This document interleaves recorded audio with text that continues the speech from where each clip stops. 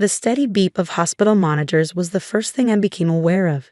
Not in the usual way. I couldn't open my eyes or move my body. But I could hear everything. The rhythmic sound of my own heartbeat translated into electronic pulses, the squeak of nurses' shoes on linoleum floors, and most devastatingly, the conversations happening around me. My name is Emma Mitchell, and according to my husband James, I was dead. It's time to let her go, I heard him say, his voice carrying that practiced grief I come to recognize during our 10 years of marriage. The doctors say there's no hope. The doctors had said no such thing. In fact, just that morning, Dr. Peterson had noted improvements in my brain activity. I knew because I'd heard her clearly. The signs are promising. We just need to be patient. But James wasn't interested in patience, or hope, or the truth.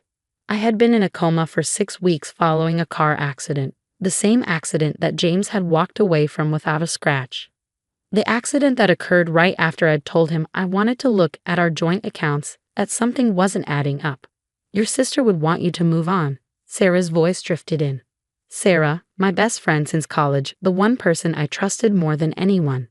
Her tone was soft, comforting, the same tone she used when she was lying. Emma wouldn't want you to suffer like this. I wanted to scream. I wanted to thrash and grab them both by the throats and demand to know what game they were playing. But I could only lie there, listening as they planned my funeral. A funeral for a woman who was very much alive. The next few weeks were a blur of conversations and revelations, each more horrifying than the last. Through snippets of dialogue between nurses, visits from unknowing relatives, and quiet conversations in my room, I pieced together what was happening. James had told everyone I was brain dead. He'd organized a funeral, closed casket of course, and given a heartbreaking eulogy about losing the love of his life. He'd collected on my life insurance policy a substantial sum I hadn't even known existed. And Sarah, my dear friend Sarah, had been there to support him through it all. The insurance company didn't even question it. I heard James say one evening, his voice low and gleeful. $2 million, just like that. Your plan worked perfectly. Our plan, Sarah corrected him. I didn't spend the last year helping you set this up for nothing. A year, they'd been planning this for a year. Every dinner party, every girls' night out, every sympathetic hug when I complained about James's late nights at work. It had all been part of their scheme. But what they didn't know, what they couldn't have known, was that I wasn't as helpless as I appeared. My mind was alert, recording every word, every confession, every detail of their betrayal, and I had an ally they never suspected. Lisa, my night nurse, was the first to notice that I responded to verbal commands. Small things at first, a slight finger twitch when she asked, a change in heart rate when she mentioned James. She didn't tell anyone else, but she started talking to me during her shifts, asking me questions that required simple yes or no responses. 1 squeeze for yes, 2 for no. Are you aware of what's happening? She asked one night, her voice barely a whisper. 1 squeeze. Do you understand what your husband has done? 1 squeeze. Do you want me to help you? 1 firm squeeze. Lisa became my lifeline, my connection to the outside world. During her quiet night shifts, she would update me on what was happening beyond my hospital room. James had moved Sarah into our house just 2 weeks after my funeral. They were already talking about marriage. My sister Kate, devastated by my supposed death, had hired a private investigator because something felt wrong about the accident. She was right. Something was very wrong. Through Lisa, I learned that the accident hadn't been as straightforward as everyone believed. The brake lines in my car had been tampered with, not cut completely, which would have been too obvious, but damaged enough to fail at high speed. The police had ruled it an accident, but Kate wasn't convinced. Your sister's investigator is getting close, Lisa told me one night, checking my vitals while she whispered. He's requesting the insurance documents. James is getting nervous. Good, I thought. Let him sweat. But James had other plans. I overheard him arguing with Sarah in my room, thinking I was just an empty shell, unaware of their words. We need to move her, he hissed. Private facility somewhere far away. Once she's transferred, if something happens, well, no one would question it. She's already dead on paper. Sarah's voice shook slightly. Isn't that risky, moving her? Riskier than letting her lie here? What if she wakes up? The fear in his voice gave me a grim satisfaction. Yes, James. What if I wake up? What if I tell everyone what you've done?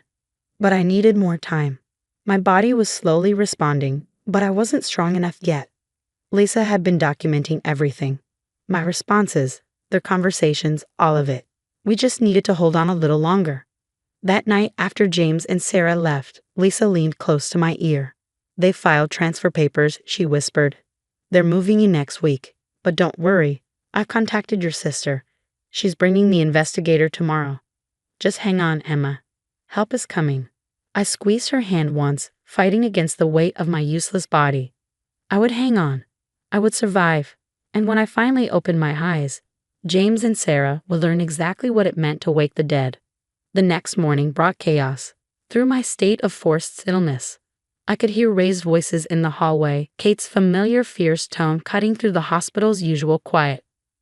I want to see my sister's medical records, she demanded. All of them.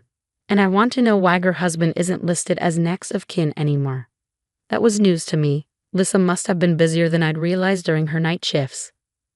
Mrs. Mitchell's power of attorney was updated 6 weeks ago. Dr. Peterson explained calmly. Her sister Catherine Walsh is now legally responsible for her medical decisions. James's voice exploded into the conversation. That's impossible. I'm her husband.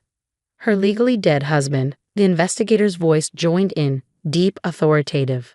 According to the death certificate you filed, Mr. Mitchell, your wife passed away over a month ago.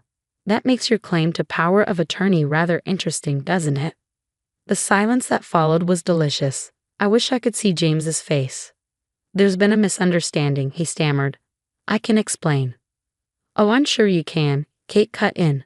Just like you can explain why my sister's brake lines showed signs of tampering. Or why you took out a $2 million life insurance policy on her 3 months before the accident. More silence.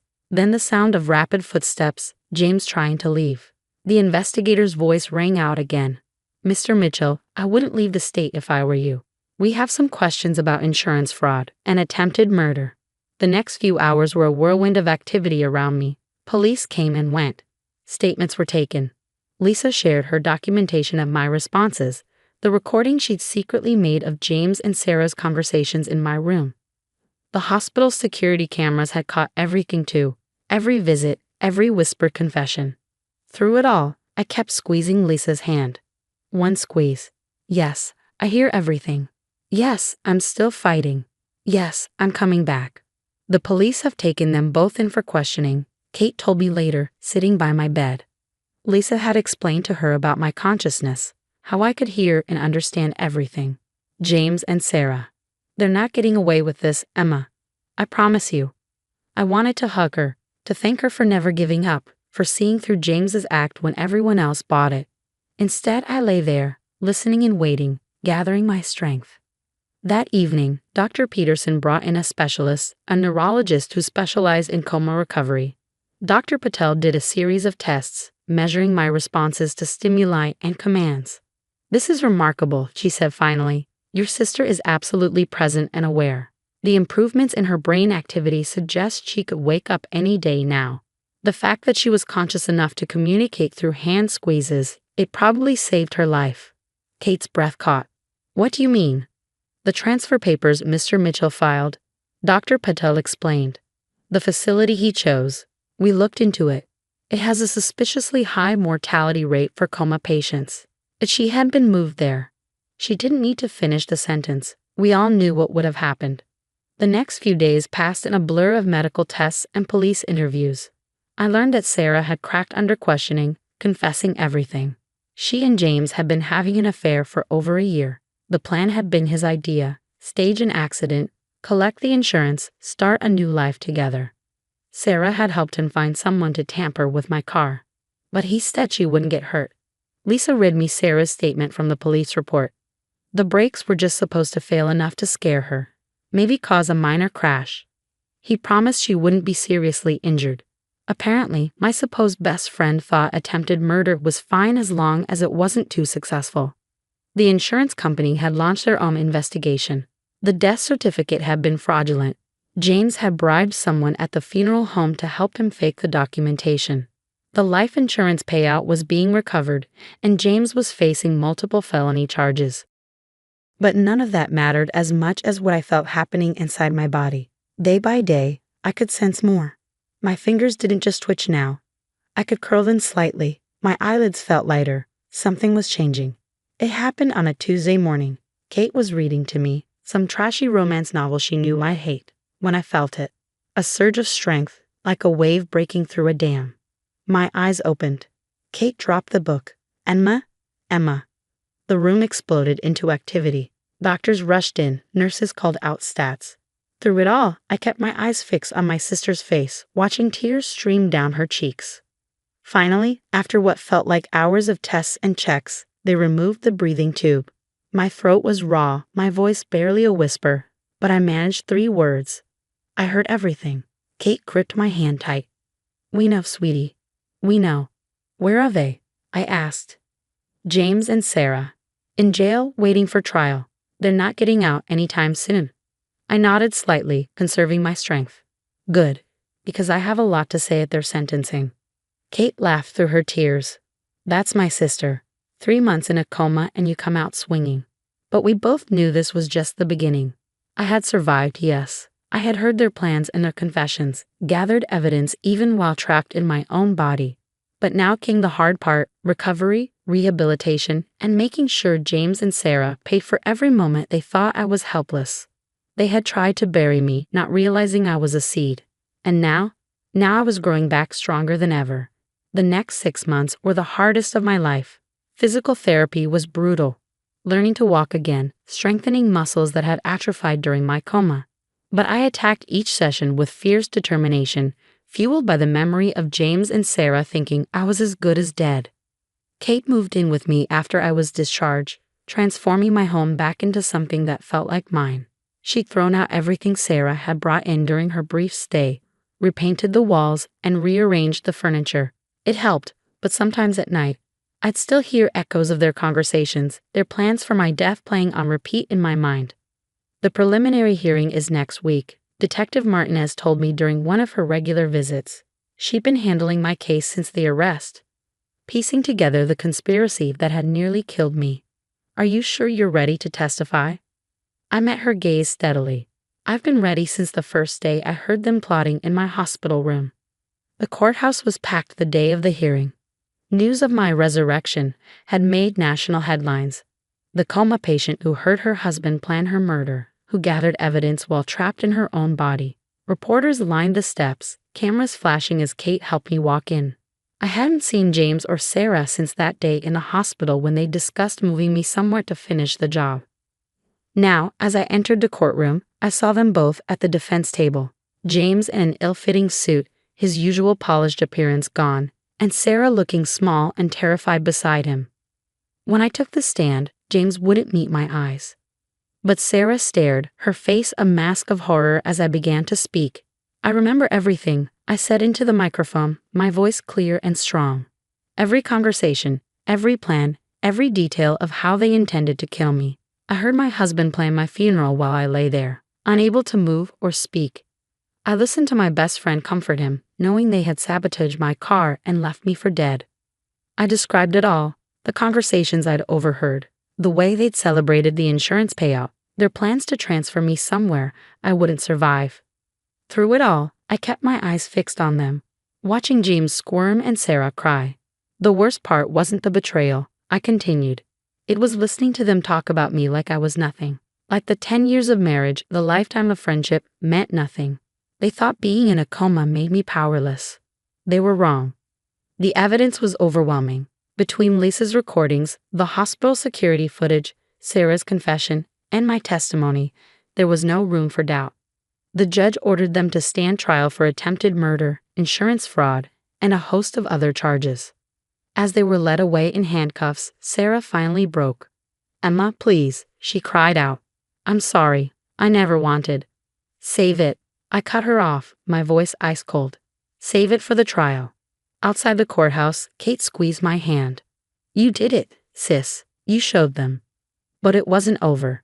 The trial came 3 months later, and this time I was stronger. I could walk into the courtroom on my own, stand straight as I testified again, detailing every aspect of their plot. The jury took less than 2 hours to reach a verdict. guilty on all counts. At the sentencing hearing, I chose to speak again. This time, I looked directly at James and Sarah as I addressed the court. My husband and best friend thought they could simply erase me, I said. They planned it meticulously, the accident, the fake death certificate, the insurance scam. They celebrated their success while I laid in that hospital bed, thinking I couldn't hear them. But they forgot something important. I paused, letting my words sink in. They forgot that I am stronger than they ever imagined. They forgot that truth has a way of surviving, even when people try to bury it. And they forgot that karma comes for everyone eventually. The judge sentenced James to 25 years for attempted murder and conspiracy. Sarah got 15 years for her role in the plot. The insurance company recovered their money, and civil lawsuits would ensure neither of them profited from their crimes. As they were led away, I felt no satisfaction, no joy in their punishment. Instead, I felt something more powerful, freedom. 1 year after waking from the coma, I stood in front of a room full of medical students sharing my story. I've been invited to speak about coma consciousness, to help future doctors understand that their patients might be more aware than they appear. Never assume someone can't hear you, I told them. Never underestimate the power of the human spirit to fight back, to survive, to bear witness. Sometimes the person you think is powerless is actually the strongest one in the room. After the lecture, Lisa, still my closest friend, met me for coffee. Look at you now, she said, smiling. Speaking at medical schools, writing a book about your experience. You've turned this whole horrible thing into something meaningful. I nodded, thinking about how far I'd come. They thought they were writing my ending. Instead, they just gave me a new beginning. That evening, I visited my old house one last time before the sale closed. Kate had helped me put it on the market, agreeing it was time for a fresh start. As I walked through the empty rooms, I no longer heard echoes of James and Sarah's plotting. Instead, I heard my own voice, stronger than ever. They had tried to silence me, to write me out of my own life's story. But they had failed. I was alive, thriving, and telling my own truth. They would spend years behind bars, while I had nothing but open road ahead of me. As I locked the door for the final time, I smiled. Sometimes the best revenge isn't about getting even. It's about getting better, growing stronger, and showing the world that what doesn't kill you really does make you more powerful than your enemies ever imagined. James and Sarah had wanted to bury me. Instead, they had given me wings.